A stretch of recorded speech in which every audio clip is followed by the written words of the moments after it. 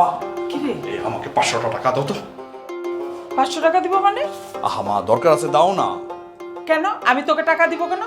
তোকে পড়াশোনা শিখাইছি, তারপরে তুই চাকরি নিয়েছিস, কই উল্টা তুই আমাকে বেতন থেকে টাকা দিবি আর তুই সেই জায়গায় উল্টা তুই আমার কাছে চাইতেছিস। আচ্ছা ঠিক আছে মা, বুঝছি, তোমাকে ক্লিয়ার করে না বললে তুমি বুঝবা না।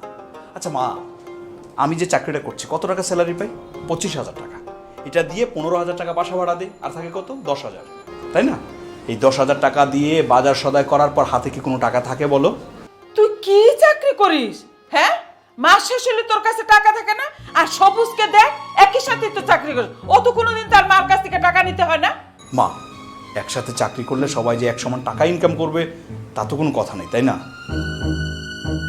দাও না, আমার পকেটে টাকা নেই, ভাড়ার টাকা নেই, অফিসে যাবো, লেট হয়ে যাচ্ছে মা।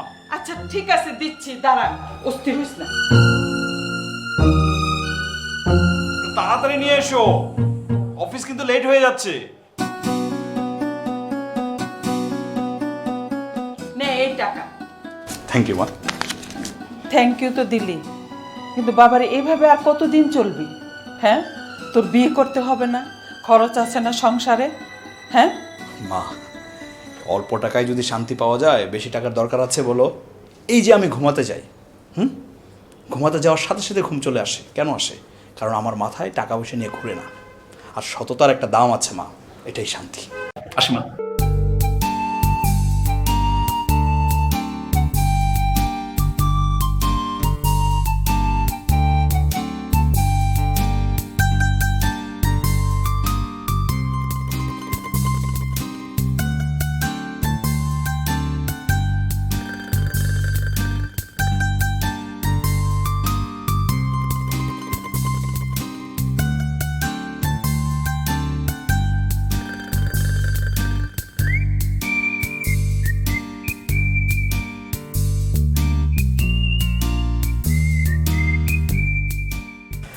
ভাই কেমন আছেন আপনি? আছি ভাই, ভালোই আছি। অফিসের ব্যস্ততা দিন দিন বেড়ে গেছে, বুঝছো?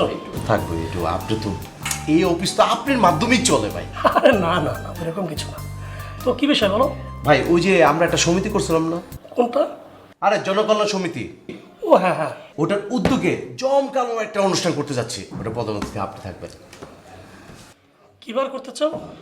মঙ্গলবার না? মঙ্গলবার? আচ্ছা, একটু আমার ক্যালেন্ডারের শিডিউলটা দেখে নিচ্ছি।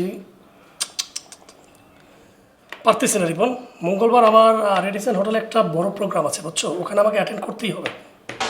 এটা কি কইলেন ভাই? আপনার স্যার ওই অনুষ্ঠান জমবে বলেন তো? আরে শিডিউলে তুমি মিলাতে পারছি না। আচ্ছা ঠিক আছে, দাঁড়াও, তোমাদের অনুষ্ঠানে আমি অন্য একজনকে দিচ্ছি, আমার বন্ধু প্রধান অতিথি, সেও খুব ভালো হবে। দাঁড়াও। আরে ভাই কারে দিতেছেন? হ্যাঁ বন্ধু, তুমি টাওয়ার রুমে আসো তো। আচ্ছা আচ্ছা, আরে চিনবা, আমাদের মহল্লারই। সবুজ, আসবো? আমার রুমে ঢুকবি, এতে আবার অনুমতি না লাগে? আয় আয়, এই যে দেখো, চেনো তো। সবুজ, কি বলবি বল? আচ্ছা শোনো, আমার যেহেতু টাইট শিডিউল, তোমাদের ওই প্রোগ্রামে আমার এই বন্ধুকে তোমরা চিফ গেস্ট হিসেবে রাখো। ভাই এই অনুষ্ঠানে আপনার ছাড়া জমবই না, আপনার এই অনুষ্ঠানে চিফ গেস্ট থাকতেই হইব ভাই। ঠিক আছে ভাই, আপনি যখন বলতেছেন কোনো সমস্যা নাই। ওই আমাদের ওই যে পোলাপান আছে না, ওই যে ওইখানে যে ক্রিকেট খেলা যায়, ওখানে তো আমাদের একটা অনুষ্ঠান হইব, ওখানে একটা চিফ গেস্ট দরকার। ঠিক আছে ভাই, ওনারা চিফ গেস্ট হিসেবে রেখে দেবো। যা শোনো, তোমাদের কোনো প্রোগ্রামে আমি চিফ গেস্ট থাকবো কি থাকবো না, সেটা তো আগে আমার কাছ থেকে জানতে হবে না? তোমাদের কোনো প্রোগ্রামে আমি থাকতে চাই না, কারণ এই বিষয়ে আমি ইন্টারেস্ট ফিল করি না। আহা সোহেল, ইন্টারেস্ট ফিল করিস না কেন? শোন, তোকে তো সামাজিক মর্যাদা ডেভেলপ করতে হবে নাকি? সবুজ, আমার মর্যাদার দরকার নেই। কেউ যদি আমাকে এমনি মর্যাদা দেয় তাতেই হবে। ডেস্কে আমার অনেক কাজ আছে, চাই।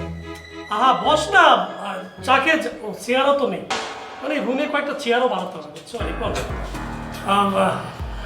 তো রিপন, আপনি কারে চিফ গেস্ট করতে বলতেছেন? আচ্ছা, সে তো চিফ গেস্ট কোনো ভারী নিতে পারবে না। আপনার সারা যায় বলেন তো ভাই? আর কোনো অনুষ্ঠানে তারা আমি তো নর্মাল কোনো অতিথি হিসেবে দেখিই নেই। দেখছস তুই? তোমরা মহল্লার ভাই ব্রাদার রিকোয়েস্ট করলে মানে নাও করতে পারি না।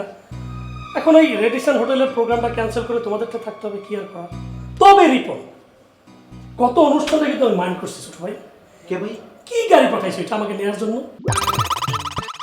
মনে হয় কি এক যুগ আগের একটা গাড়ি পাঠাইছো, গাড়ির মধ্যে এসি নেই না, সিট কাভারের যে অবস্থা, 2-3টা মেয়ে সার পোকা আমার কামড় দিচ্ছে। হ্যাঁ এই না, তোমাদেরকে টাকা পয়সা আমি কম দিই বলো? ভাই লজ্জা দিয়েন না, ইনশাল্লাহ এবার আপনারে ওই প্যারাডো গাড়িটা আছে না, ওই প্যারাডো গাড়িটা রেডি করেছি ভাই। প্যারাডো গাড়ি হলে হইব? প্যারাডো ঠিক আছে, যদি রেঞ্জ রোভার একটু অ্যারেঞ্জ করতে পারো তাহলে আরো ভালো। ভাই একটা কাজ করবো, ওই যে নেক্সট টাইমে যে একটা প্রোগ্রাম হবে না, ওইখানে আমরা রেঞ্জ ওভার রেখে দিই। আপনার টেনশন করেন না। নেক্সট প্রোগ্রামে দোয়া করো তোমার ভাইয়ের আর ভাড়া গাড়িতে চড়া লাগবে না, আর নিজেরই গাড়ি হয়ে যাচ্ছে।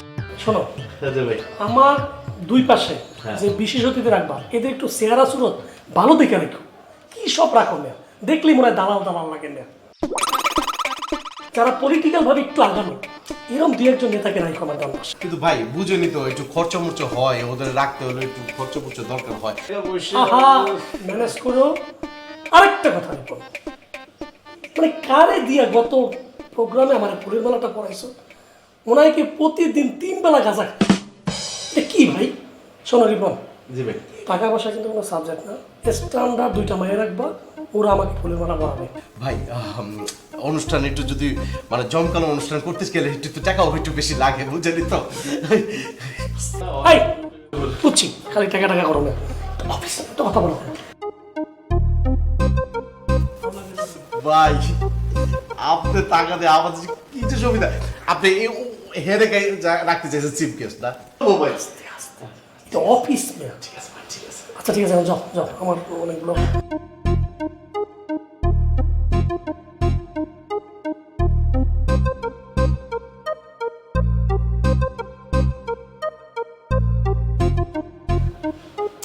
মানে যেই ভারী কাজটা আমি করলাম, কিন্তু প্যাকেটটা কিন্তু এরকম ভারী আসলো না ভাই, কষ্ট পেলাম ভাই।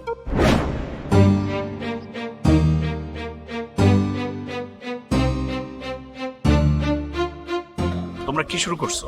কি শুরু করছো মানে? কি করলাম? কি করলা বুঝতে পারছো না? তোমরা নিজেরা তো কখনো ভালো হবা না, আবার ভালো লোককেও সম্মান দিতে জানো না। এই যে তোমাদের কারণে সমাজের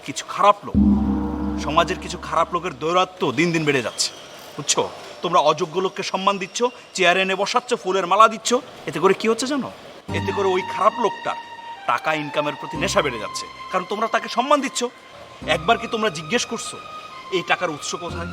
জিজ্ঞেস করছো যে ভাই আপনার স্যালারি কত, আপনি কি করেন? আর জিজ্ঞেস তো করো না। তোমরা যদি জিজ্ঞেস করতে না, তাহলে ও অবৈধ পথে ইনকাম করার চিন্তা ভাবনা করতো না, বুঝছো? এটা তো করবো না। তার মানে বলতে যাচ্ছেন আপনার বন্ধু ঘুষ খায়?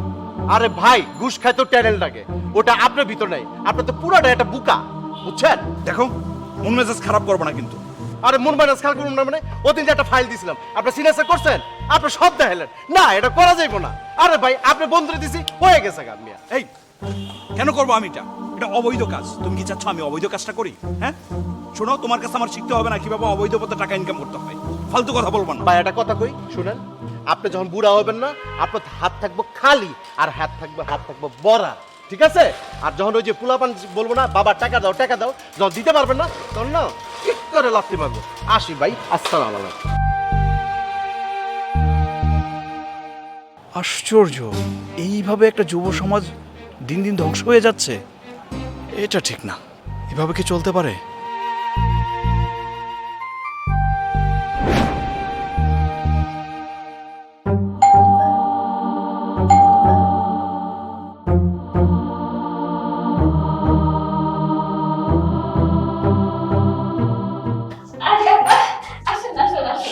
আসসালামু আলাইকুম।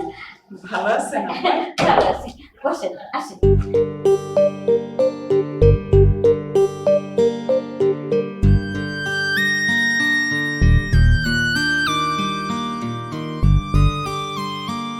আপা, অনেক সুন্দর করে সাজিয়েছেন তো আপনার বাসাটা, আরে ভালো লাগতেছে। এটা তো কিছুই না আপা, আরো যে কত কি আসবে, ও তো দামি দামি ফার্নিচার দেখে এসেছি না। আপনি বসেন তো, বসেন বসেন।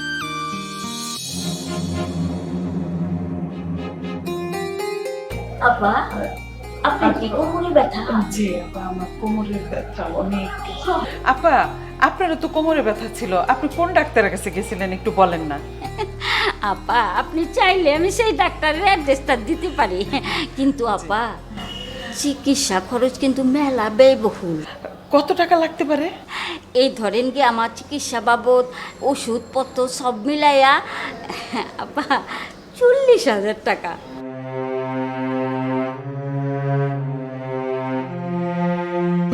আপা না, টাকা একটু বেশি না আপা, আপনার চিকিৎসা বাবদে 40,000 টাকা গেছে? আপা যে কি বলেন, 40,000 টাকা কোনো টাকা হলো? আমার ছেলে কি বলেছে জানেন? আমার ছেলে বলেছে যত টাকাই লাগে লাগুক আমার মায়ের মাজা যেন মরণ পর্যন্ত ঠিক থাকে, আমার মায়ের মাজা যেন কোনোদিন নষ্ট না হয়, বুঝছেন? আপা একটা কথা জিজ্ঞেস করি, কিছু মনে করবেন না? আরে না না না, কিছু মনে করবো না, বলেন কি বলবেন। আচ্ছা, আপনার ছেলে যে চাকরি করে এটার পাশাপাশি কি কোনো বিজনেস করে? কি যে বলেন না আপা, আমার ছেলের অফিসে যেই কাজ সেই কাজ সামাল দেওয়ার জন্যই তো আরেকটা ছেলেকে বেতন দিয়ে রেখেছে। আচ্ছা আপা, হঠাৎ করে এই কথা বললেন কেন? না আপা, জিজ্ঞেস করার উদ্দেশ্য হলো একটাই, যে আমার ছেলে আপনার ছেলে একই পোস্টে চাকরি করতেছে, কিন্তু আমার ছেলে বেতনের বাইরে 1 টাকাও কোনো ইনকাম নাই। আপা নিজের ছেলে বলে বলছি না, আমার ছেলেটা ছোটবেলা থেকেই খুব ট্যালেন্টেড, মেধাবী, চালাক, অনেক বুদ্ধিমান। এই যুগে ট্যালেন্ট না হলে সারা জীবন কাঁচা মরিচ আর পান্তা দিয়ে জীবন পার করতে হবে। না, ঠিকই বলছেন আপনি। আচ্ছা আপা, আসি আজকে। আপা হ্যাঁ। চা খাবেন না? চা খেয়ে যান। না আজ না, আরেকদিন এসে খাবো। শুনেন, ওই যে ডাক্তারের যদি ঠিকানাটা লাগে আমাকে বললেন, ওই ডাক্তারটা দেখায়েন, বুঝছেন? আর টাকা পয়সার জন্য কোনো চিন্তা করেন না, আমার কাছেও আপনি টাকা হাওলাত নিতে পারেন, অসুবিধা নেই। ঠিক আছে, থ্যাংক ইউ। আচ্ছা আসি। তাইলে আপা আবার আসেন, আবার আসলে কিন্তু ফাস্ট ফুড খেয়ে যাবেন, আমার কিন্তু ফাস্ট ফুডেরও মেশিন আছে, এখন আমরা ফাস্ট ফুড খাই তো। ও আচ্ছা, ঠিক আছে আপা, আচ্ছা। আসি।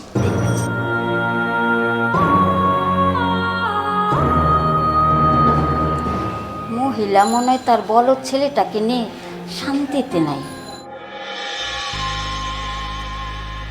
মা, শান্তিটা হচ্ছে অনুভূতির বিষয়। অনেকে 10 তলায় থেকেও শান্তি পায় না, অনেকে আবার গাছতলায় থেকে শান্তি পায়। আচ্ছা, কি হয়েছে বলো তো? তুমি সারাক্ষণ মন খারাপ করে বসে থাকো, কি হয়েছে বলো আমাকে। মন খারাপ করবো না তো কি করব? আমার মাজায় ব্যথা, হাঁটু ব্যথা, সোজা হয়ে দাঁড়াইতে পারি না। মন খারাপ করতো না? আচ্ছা, তুমি এইভাবে কথা বলছো কেন আমার সাথে? এভাবে কথা বলতেছি মানে মনের দুঃখে কথা কইতেছি। আজকে সবুজদের বাসায় গেছি, সবুজের মা মহিলারা দেখছি 2 দিন পরে হাঁটতে পারে না, কো মাজা ব্যথায়। সে এখন দৌড়াদৌড়ি করতেছে, তারে এই সবুজ এমন ভালো চিকিৎসা করাইছে।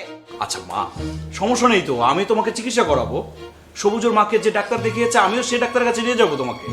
তুই সেই ডাক্তার দেখাবি কিভাবে? হ্যাঁ, সবুজের মা লেগে 40,000 টাকা খরচ করছে। এত টাকা লাগবে কেন? এত টাকা লাগবে না? বিদেশি ডাক্তার, বিদেশি ভালো ভালো ওষুধ খাইছে, এই জন্য সুস্থ হয়েছে। আর আমার কপালটাই খারাপ। তোরে ঢাকা শহরে একটা ভালো ইউনিভার্সিটিতে পড়াইছি, তুই কি করতে পারছিস? আর সবুজ গ্রামে থাকছে, এই গ্রাম থেকে আইয়া কি ভালো চলতেছে, মারে এত টাকা খরচ করে, আর তুই কি হয়েছিস তো বাপের মতো। কি বলছো মা? বাপের মতো মানে? বাপের মতো মানে বুঝছ নাই? তোর বাপে সারা জীবন ন্যায় নীতির কথা কইছে, তোর বাপে মরার পরে কি হয়ে গেছে, অথচ তার যে ড্রাইভার, তার 6 তলা বিল্ডিং। তোর বাপে আমারে বিয়ে করার পরে গ্রামে যে টিনের ঘরটা তুড়াইছিল, সেই টিনের ঘরটা এখনো আছে। তোর বাপে আছিন একটা ব্যাককেল, আর তুই হচ্ছিস একটা বড় বোকা। মা, এটা তুমি কি বললা? মানে তোমার কথাটা মা আমি নিতে পারছি না।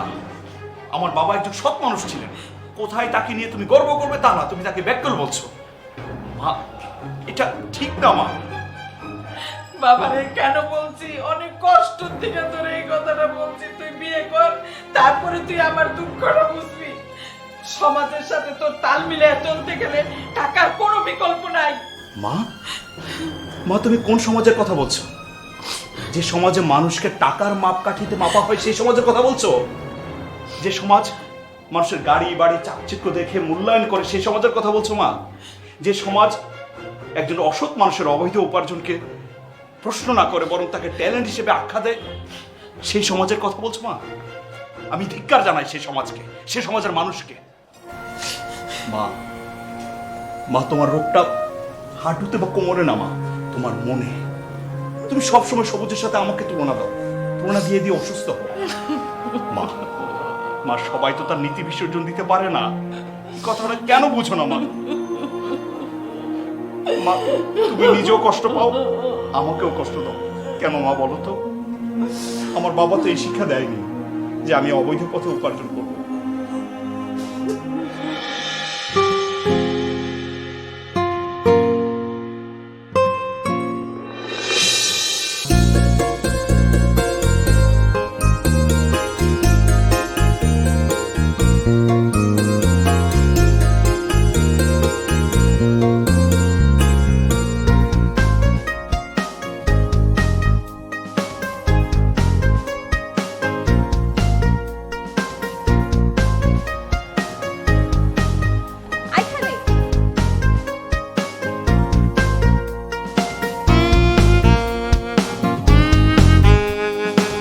হাই টুম্পা।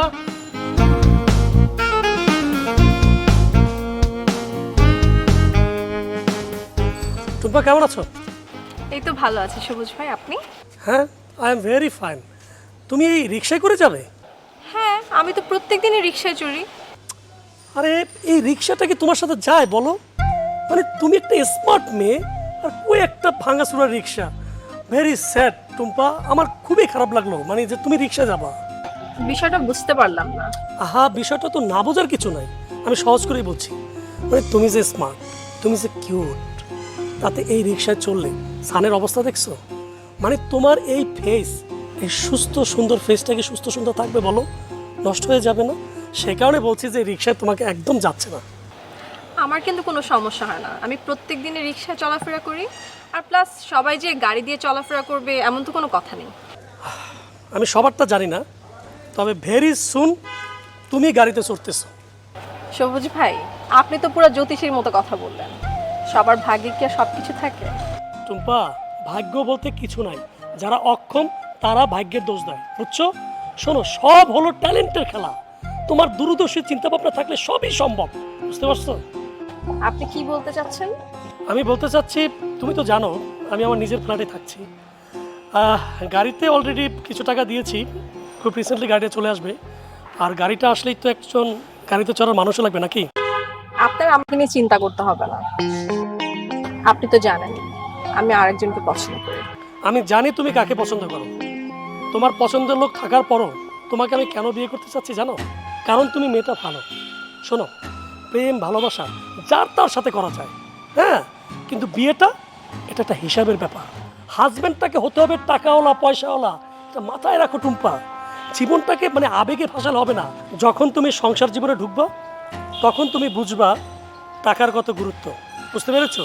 আর সে কারণেই কবি বলেছে যে অভাব যখন দরজায় এসে দাঁড়ায়, ভালোবাসা তখন জানালা খোঁজে, কারণ ওই জানালার ফাঁক দিয়ে সে বের হয়ে যাবে, বুঝতে পেরেছো?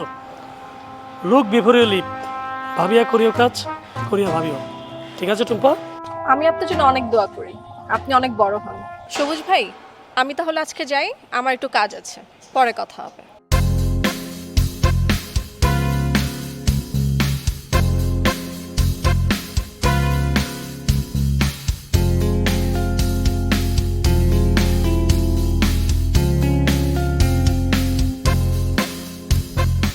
আরে ভাই, কল দিলাম কখন, এখন আসতেছেন না, এটা হইলো কিছু?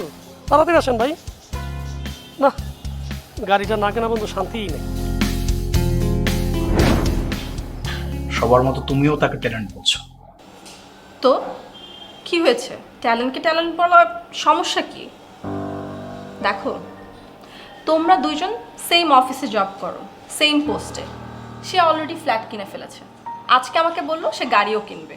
আর তুমি এখন একটা প্রমোশনের জন্য ওয়েট করছো। কবে তোমার প্রমোশন হবে, কবে কিছু টাকা পাবা, তারপর তুমি আমাকে বিয়ে করবা।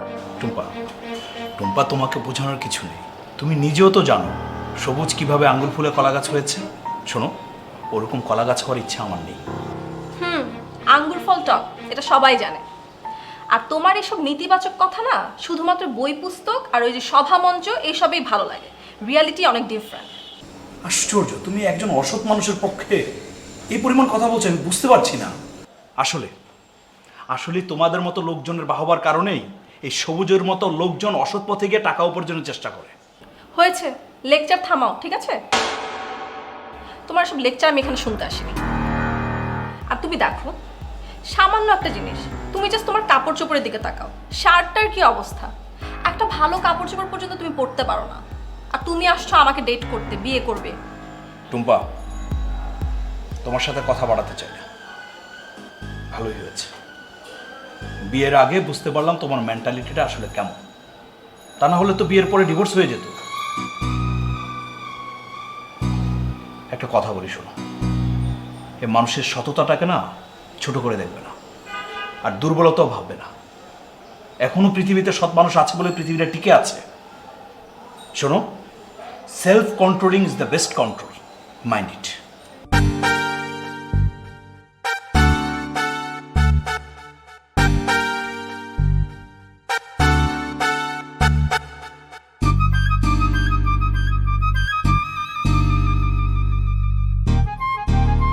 মা, কি দেখতেছো? শাড়ি, শোনো, যে শাড়িটা তোমার পছন্দ হয় জাস্ট তুমি দেখে রাখো। আমি তো কিছুদিনের মধ্যে ডুবে যাচ্ছি। যে কয়টা শাড়ি লাগে তোমার ভালো লাগা, সে কটা শাড়ি নিয়ে আসবো। মা, এবার চোখটা বোঝো। চোখ বন্ধ করুন কে? আহা, একটা সারপ্রাইজ আছে, চোখটা একটু বন্ধ করো। দেখো তো কি পাগলামি এনে করলাম। কই দিচ্ছি মা, এই যে। সেন, তাও মানে এত বড়। ও বাতান, এইসব কি লিখে আনতে গেছিস? আমার তো একটা আছে। আর এটা বড়নের বয়স কি আমার আছে? মা, তোমাকে আমি একদিন বলছি, মানে বয়স বয়স আমার সামনে বলবা না, ঠিক আছে? তোমার এই ছেলের যেভাবে মন চায় সেভাবে তোমাকে সাজাবে, ওকে? বয়সের দোহাই আমার সামনে দিবা না, ঠিক আছে মা? কি বাবা, শোনো মা, আজকে যে আমি এত টাকা ইনকাম করতেছি শুধুমাত্র তোমার মুখের হাসি দেখার জন্য। এই তুমি আমার এই চাকরিটার জন্য কম কষ্ট করছো বলো? যার পায় না ধরা লাগে তার পায় তুমি ধরছো, টাকা অ্যারেঞ্জ করছো না? আজকে যদি তোর বাজার পয়সা থাকতো কত খুশি হইতো। মা, একদম খুশি হইতো না। আব্বা বাইসা থাকলে আমার রাস্তায় ভ্যান চালান লাগতো, রিক্সা চালান লাগতো, কারণ আব্বা এই টাকা জোগাড় করেও দিত না, আর আমার এই চাকরিটা হইতো না। বুঝতে পারছো মা? যাই হোক, যেটা বলছি মা, অলওয়েজ ফিটফাট থাকবা। শোনো, এই বিল্ডিংয়ের প্রত্যেকটা পরিবার যেন বুঝতে পারে যে ওনার ছেলের টাকা আছে। আচ্ছা, আমার যে টাকা আছে মা, এটা আমি কিভাবে বুঝাবো? তুমি যখন ফিটফাট থাকবা, ডেইলি শাড়ি চেঞ্জ করবা, গলায় বড় বড় চেন পরবা, তখন সবাই বুঝবে ওনার ছেলের অনেক টাকা। আর তুমি যদি সেটা না করো মা, তাহলে তো আমার ঢোল পিটান লাগবে, আর নাহলে মাইকিং করে বলা লাগবে যে আমার অনেক টাকা, অনেক টাকা। প্লিজ মা, অলওয়েজ ফিটফাট আমি তোমাকে দেখতে চাই। এই যে দেখো না, নতুন শাড়ি পরছে আজকে। মা, এই শাড়িটা আমি তোমাকে কিন্তু 2 দিন দেখছি। একটা শাড়ি একদিন করে পরবা, জাস্ট একদিন, ঠিক আছে? যত শাড়ি লাগে আমি তোমার এনে দেবো, ওকে মা? আমার বাজার লক্ষ্মী বাজার। আর মা শোনো, তুমি একটু কাঁটা চামচ আছে না, একটু কাঁটা চামচ দিয়া মানে মাছ মাংস একটু খাওয়া প্র্যাকটিস করবা। কারণ কি শোনো, অনেক জায়গায় অনেক প্রোগ্রামে যাই তো সবাই বোঝোই তো, সেখানে যদি তোমাকে একটু নিয়ে যাই, চাইলেই তো হাত দেখাইতে পারো না, পারবা? সেখানে যদি একটু কাঁটা চামচ দেখাও তাহলে বুঝবে এরা আসলে পারিবারিকভাবেই বড় লোক। বুঝতে পারো না? আমি যে হঠাৎ মানে আঙ্গুল খুলে কলা গাছ হয়েছি, এটা তাহলে কেউ বুঝবে না। ও বাজান, এই যে এই কাটা চামচ দেখালে যে আমার পেট ভরে না। মা, তোমার পেট ভরার দরকার নাই, ওটা জাস্ট তুমি বাড়ি এসে যা মন চায় খাবা, ওখানে জাস্ট অ্যাক্টিং করার জন্য হলো চামচ দিয়ে গুতে পারবা, ঠিক আছে? আর শোনো মা, তোমার এই ছেলেরা তো এখন যে কোনো অনুষ্ঠান হইলে চিফ গেস্ট বানায়, বিভিন্ন জায়গা থেকে কিরেস্ট ধরতে ধরতে বিশ্বাস করো মা, এই হাতটা গেছে ব্যথা হইয়া। যেখানেই যাই সেখানেই সমাজসেবক হিসাবে একটা ক্রেস্ট। তো আমি ভাবতেছি তোমাকে একটা ক্রেস্ট আমি দেওয়ার ব্যবস্থা করব। আমার রে রত্না গর্বা মা হিসাবে যত টাকা লাগবে, টাকা কোনো ফ্যাক্ট না, তোমাকে আমি একটা কেরেস টানার ব্যবস্থা করে দিতেছি মা, ঠিক আছে? ওহ, আমিও পুরস্কার নিব না। আসসালামু আলাইকুম আঙ্কেল, ওয়ালাইকুম আসসালাম। ভালো আছেন? হ্যাঁ আসি বলো, কিন্তু হঠাৎ করে আমার বাসায় মিষ্টি, কি ব্যাপার? আঙ্কেল, আপনি তো জানেন আমি আমার নিজের ফ্ল্যাটে থাকি, আর আজকে গাড়িটা কিনলাম, যেহেতু আপনি আমার শুভাকাঙ্ক্ষী সেই কারণে মিষ্টি নিয়ে আসছি আর কি।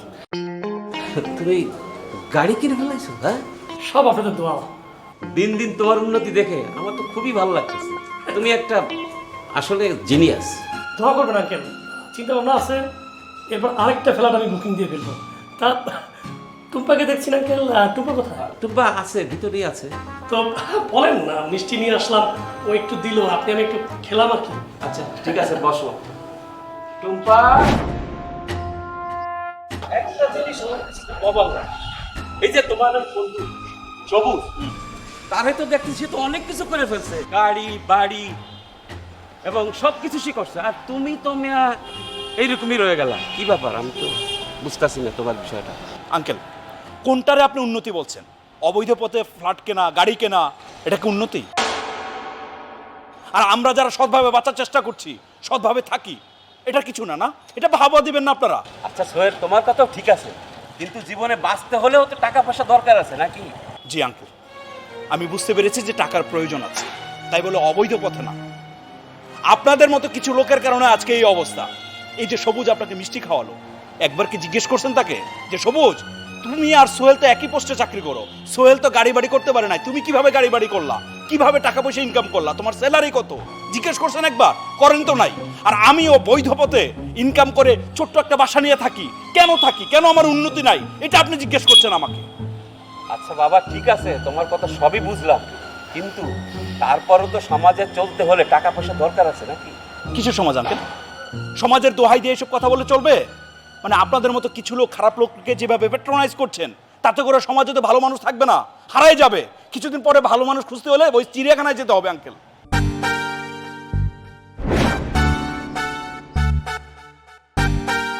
ছোটবেলা থেকে তোকে আমি স্বাধীনতা দিয়ে বড় করেছি, তোর কোনো কাজেই আমি বাধা দেইনি। এখন যদি তোর কোনো ছেলেকে পছন্দ হয়ে থাকে, সেটা তুই আমাকে বল।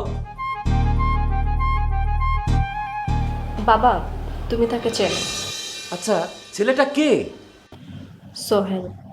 ও সোহেল, ও তো খুব ভালো ছেলে, তাহলে তুই ওকে বাসায় আসতে বল, আমি ওর সাথে কথা বলি। কিন্তু বাবা, একটু ঝামেলা আছে।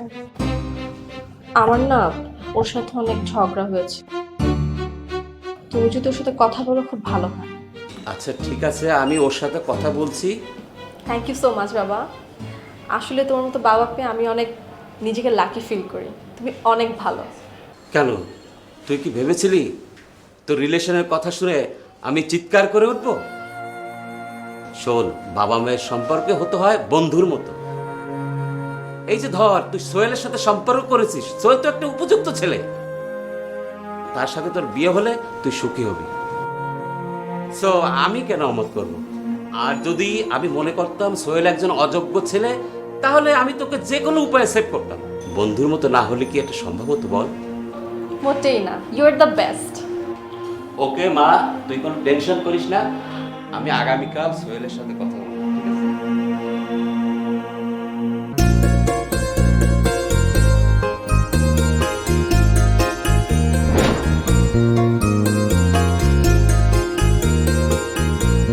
আঙ্কেল, আসলে আমার প্রমোশন না হওয়া পর্যন্ত আমি বিয়ে করতে পারবো না। তুমি এটা কি বলছো? হ্যাঁ, তুমি এখন এই কথা বলছো? তোমার যা যা কিছু দরকার আছে আমি তোমাকে সব দিব, দরকার হয় আমি তোমারে আমার একটা ফ্ল্যাট দিয়ে দিব, তারপরে তোমরা সুখে থাকো, শান্তিতে থাকো, এটা আমি চাই। সরি আঙ্কেল, আপনি আমাকে এসব লোভ দেখাবেন না। এ তো দেখছি মহা ঘাটতারা, কারো কোনো কথাই শুনছে না। বুঝে গেছি, আমার ওর সাথে কোনো ভবিষ্যৎ নেই। আমার ফ্ল্যাটের দরকার নেই, অন্য কিছুর দরকার নেই। আমি সৎ পথে থেকে যা উপার্জন করব তাতেই আমি শান্তি।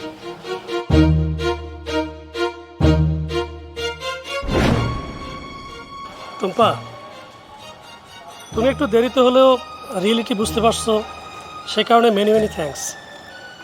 আজকে সারাদিন তোমার সাথে টাইম স্পেন্ড করে অন্য রকম একটা মানে ভালো লাগা কাজ করছে আমার ভিতরে। আচ্ছা তুমি সবসময় মন খারাপ করে থাকো কেন? মানে কি ওই ব্যাকটেলটাকে তুমি ভুলতে পারতেছো না, এরকম কিছু বেবি? না না, এমন কিছু না। আচ্ছা তুমি যদি এরকম মন খারাপ করে থাকো, তুমি বলো আমার ভালো লাগবে, বলো। আমার কি মনে হয় জানো, আমার মনে হয় কি আমি টাকার গরম দেখিয়ে জোর করে তোমাকে বিয়ে করছি। আমি কি ওর থেকে দেখতে কোনো অংশে খারাপ? বলো তুমি, স্মার্টনেস বলো, কথাবার্তায় বলো। আরে তুমি কেন মন খারাপ করে থাকবা? প্লিজ মুখটা একটু হাসা রাখো, একটু good good good good good. এই ফেসটা আমি দেখতে চাই অলওয়েজ, বুঝছো? এখানে আমি কেন গাড়ি দাঁড় করেছি জানো বেবি? এই যে দেখো, তাকাও তাকাও। এই বিল্ডিংয়ে একটা ফ্ল্যাট বুকিং দিয়েছি অনলি ফর ইউ, এবং এই ফ্ল্যাটটা আমি তোমার নামে লিখে দেব।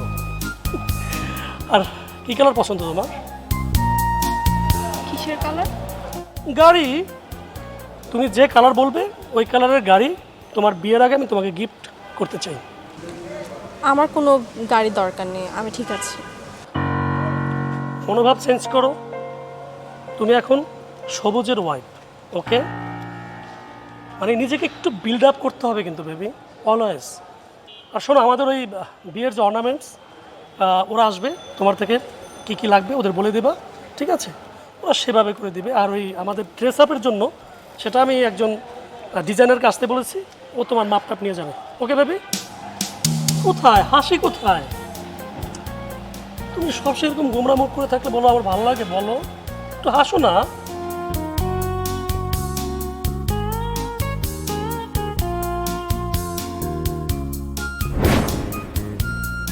দোস্ত শোন, প্রেম হলো আবেগের আর বিয়েটা হলো বাস্তবতা।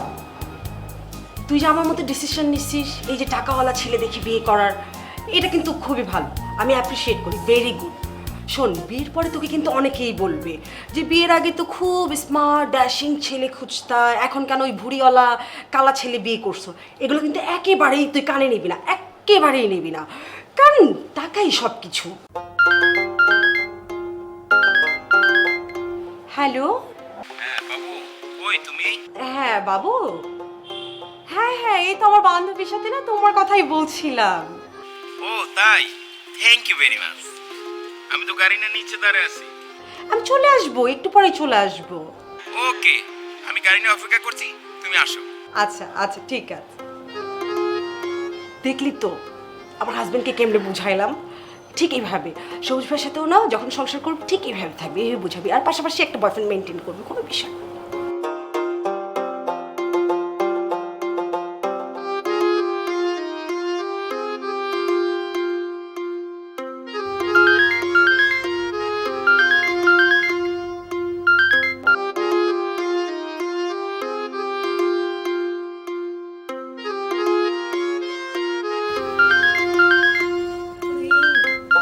খাইতে দিতেছি, তারপর ফোন, হ্যাঁ বন্ধ করে রাখি।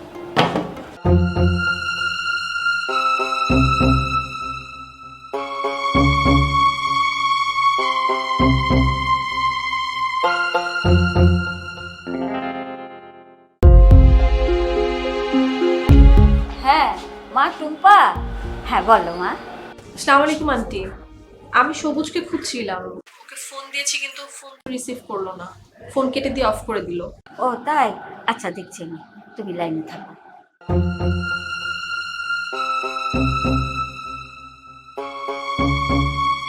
কিরে টুম্পা, তো ফোন দিতেছে, ফোন ধরস না কে? এনে আমার ফোনে ফোন দিছে, কথা কও। আমার এখন কথা বলতে ভালো লাগতেছে না, তুমি বলো, আমি পরে ফোন দেবো।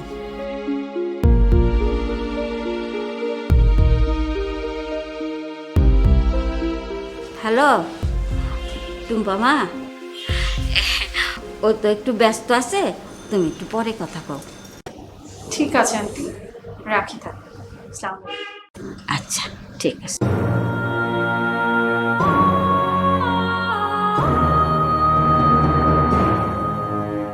কি নিয়ে এত চিন্তা করতেছো? দুর্নীতি দমন অফিস থেকে আমার সম্পদের হিসাব চাইছে। হিসাব চাইতে হিসাব দিবা, এত চিন্তা করার কি আছে? না, চিন্তা করার কিছু নাই। হিসাবটা মিলাবো কিভাবে? আমি কিভাবে মিলাবো? আমার চাকরির বয়স 2 বছর, তার মধ্যে একটা ফ্ল্যাট কিনছি আর একটা আবার বুকিং দিছি, আবার নিজে গাড়ি চালাইতেছি। আমার বেতন কত মা? আমার মাসে বেতন কত বলো? মানে এত সম্পদ যে বানাইছি, হিসাবটা এখন আমি কিভাবে মিলাবো? হিসাব মিলাইতে পারবা না তো এত সম্পদ বানাইছো কি লিগা? আমার না হয় অল্প বয়স, আমি বুঝি নাই, টাকার নেশায় আমি পাগল হয়ে গেছিলাম। আচ্ছা মা, তোমার তো বয়স হয়েছে, হ্যাঁ? তোমার কেন এত আশা থাকবে, কেন এত আকাঙ্ক্ষা থাকবে? তুমি একটা বারের জন্য আমাকে কেন ফিরাও নয়? যখন তোমার গলার মধ্যে সোনার চেন দিছি, দামি দামি শাড়ি আনছি, তুমি একটা বার কেন আমাকে প্রশ্ন করো নাই যে বাজান তুই কত টাকা বেতন পাস আর কত টাকা আমার পিছনে ব্যয় করতেছস, এত এত এত কিছু কই থেকে আসে, একটা বার জিজ্ঞেস করছো? তখন খেলে আমাকে শুধু উৎসাহ দিছো। আর আমি টাকার নেশায় পাগল হয়ে গেছিলাম। এখন আমি যদি এই হিসাব না মিলাইতে পারি, আমার নিশ্চিত জেল হবে মা, আমার নিশ্চিত জেল হবে। এখন মা, আমার মাথায় একটা বুদ্ধি আসছে, আমার যে ফ্ল্যাট 2টা এটা তোমার নামে আমি লিখে দেবো, বুঝছো? না না না না, আমি নিব না, আমি তো আমার ভাত খেতে পারুম না। এই বয়সে আমি ছেলের খালি টানতে পারুম না, আমার ডর করে। আমি আর কয়দিন বাঁচুম বাপ, শেষ পর্যন্ত যদি ছেলেই মরণ লাগে। না না, আমার ডর করে বাপ। তোমার তো ভয় করবই, আর বাস বলবো কয়দিন, আর নিজের ছেলে যে জেলের মধ্যে মরবে সেটা নিয়ে কোনো টেনশন নাই। আরে কেন যে এত টাকা কামাইতে গেলাম, মানে তুমি যে কেন একটা বার আমার নিষেধ করলাম না? বাজার, ঠিকই কইছস, আমি কেন তোরে বাধা দিলাম না, কেন জিগাইলাম না তোর টাকা কইতে গায়ে, তোর বেতন কত? আমি দামি দামি জিনিস ভোগ বিলাসে মজা ছিলাম বাপ, আমি একবারও চিন্তা করি না এটি পাপের পয়সা না হালাল পয়সা। আমাকে মতো মায়েরা যদি একবার বলা পারলে শাসন করতো, তাহলে আর এই বিপদে যাইতি না তুই। ও বাচান, তুই এক কাম কর, তুই এখনই গাড়ি বাড়ি ফ্ল্যাট মাইসেরে দিয়ে দে, আর আমার এই দামি দামি কাপড় আমি ফালাই দিই, আমি এখনই চিরা কাপড় পিন্দি। আমি এই জেলের গাড়ি টানতে পারুম না বাজান। চুপ থাকো তো, দেখি তো। এখন সেরা কাপড় পরবা, তখন যদি একটা বার চিন্তা করতা।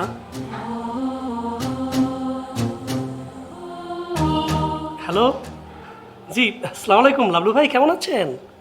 জি মানে ভাইয়া, মানে একটু ওই দুর্নীতি দমন অফিস থেকে মানে আমার সম্পদের হিসাবটা চেয়েছে ভাইয়া, তো আমি বলছিলাম একটু খোঁজা মিল দিয়ে কি মানে পারা যাবে? ভাই এখন এটা কোনোভাবেই পসিবল না। কি সম্ভব না? এত কঠিন হয়ে গেছে ভাই?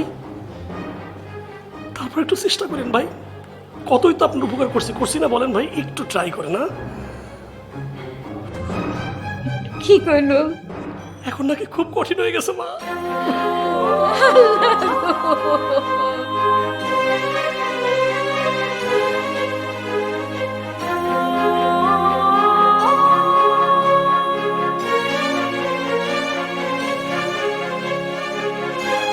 কি সবুজ, তোর এই অবস্থা কেন? কোথায় নিয়ে যাচ্ছে তোকে? বন্ধু তুই তো জানিস দুর্নীতি দমন অফিস থেকে আমার কাছে সম্পদের হিসাব চেয়েছিল, আমি তো ঠিকভাবে হিসাবটা দিতে পারিনি। আমাকে তুই ক্ষমা করে দিস বন্ধু। অবৈধ টাকার অহংকারে আমি মানুষকে মানুষ মনে করিনি, তোকে আমি তুচ্ছ তাচ্ছিল্য করেছি, তোর সততাকে আমি অনেক ছোট করেছি। অথচ আজ আমি বুঝতে পেরেছি আসলে ব্যাককেল হলাম আমি, তুই ছিলি ট্যালেন্ট। আজকে তুই ট্যালেন্ট ছিলি বলে তুই স্বাভাবিক জীবনযাপন করতে পারবি, আর আমাকে জেলের ওই অন্ধকারের মধ্যে দিন কাটাতে হবে। সবুজ, মানুষ আসলে সময় থাকতে বোঝে না, সময় চলে গেলে সব কিছু বুঝে। এই যে পেপার পত্রিকায় এত লেখালেখি হচ্ছে দুর্নীতি নিয়ে, এগুলো দেখেও কি শিক্ষা নিতে পারলি না? হয়েছে বন্ধু, টাকার নেশা এক বিরাট নেশা। এই নেশায় যে পরে বন্ধু একমাত্র সেই বোঝে যে এটা কত ভয়ঙ্কর একটা নেশা। দোস্ত একটা অনুরোধ করব, রাখবি? বল। তুই তো জানিস আমার মায়ের আমি ছাড়া আর কেউ নাই। আমি তো এখন জানি না কতদিনের জন্য আমাকে জেলে থাকতে হবে। আমার মাকে একটু তুই দেখে রাখিস। সবুজ, অবশ্যই তোর মাকে আমি দেখে রাখবো, কারণ আমি মনে করি তোর মা মানেই আমার মা। কিন্তু আমি চাই তুই ভালোভাবে ফিরে আস, তুই নিজেকে শোধরানোর পরে ফিরে আস, আমরা আবার একসাথে চাকরি করি।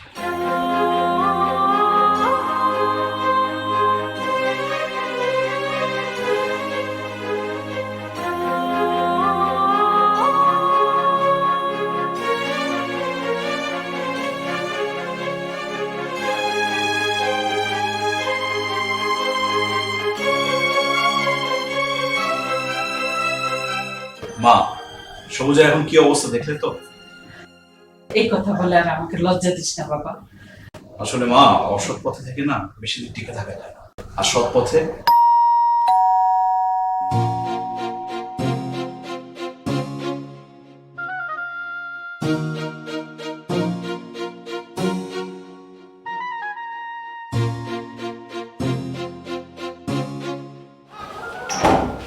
আঙ্কেল, আসসালামু আলাইকুম। ওয়ালাইকুম আসসালাম। ভালো আছো বাবা? জি টুম্পা, তোমরা? আমি তোমার কাছে ক্ষমা চাইতে এসেছি। I am really sorry, please তুমি আমাকে ক্ষমা করে দাও। আমি জানি আমি এই কয়েকদিনে অনেক ভুল ডিসিশন নিয়েছি, তোমার সাথে অনেক অন্যায় করেছি। তুমি ওই সবুজের মতো না, তুমি ওর মতো এরকম ঘুষ খেয়ে দেশ ও দেশের মানুষের ক্ষতি করনি। ও এই জন্য এত তাড়াতাড়ি বড়লোক হয়ে গেছে এত অল্প সময়ে।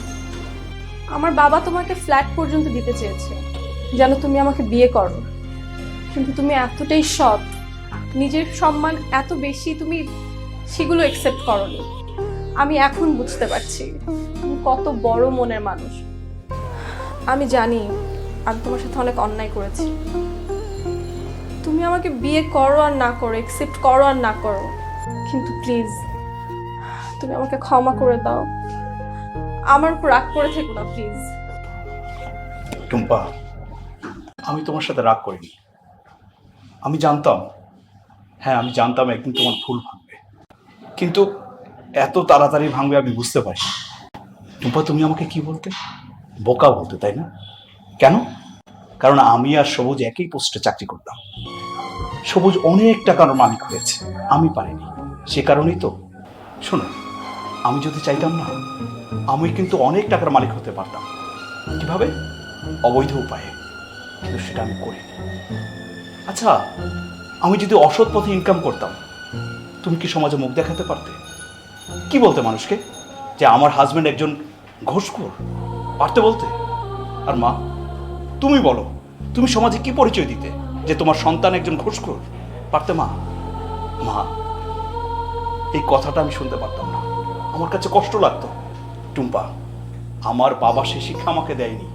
এখন সবাই মিলে, তোমরা সবাই মিলে যদি আমাকে বোকা বলো, তাতেও আমার দুঃখ নেই, আমি সারা জীবন শুনবো, কারণ আমি আমার নীতির কাছে, আদর্শের কাছে জয়ী। না বাবা, আমি আর তোর ব্যাককল বোকা বলবো না, তুই সঠিক, আমরা ভুল। আজকে সবুজের এই অবস্থা দেখে আমার ভুল ভাঙছে বাবা। অসৎ পথে থাকলে বেশি দিন টিকে থাকা যায় না। আজকে গর্বে আমার বুকটা ভরে যাচ্ছে যে আমার ছেলে আদর্শ বাবার আদর্শ ছেলে। আমাকে তুমি ক্ষমা করে দিও বাবা, আমি তোমাকে চিনতে পারি নাই, তোমার সততার মূল্যায়নও আমি করতে পারি নাই। আমার মেয়ে 2 বছর কেন, সারা জনম তোমার জন্য অপেক্ষা করবে।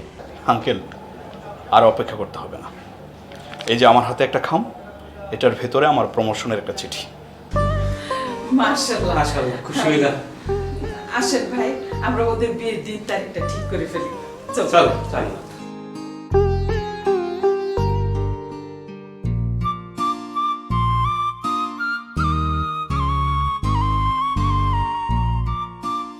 তুমি কিন্তু আমাকে সত্যি সত্যি মাফ করে দিও।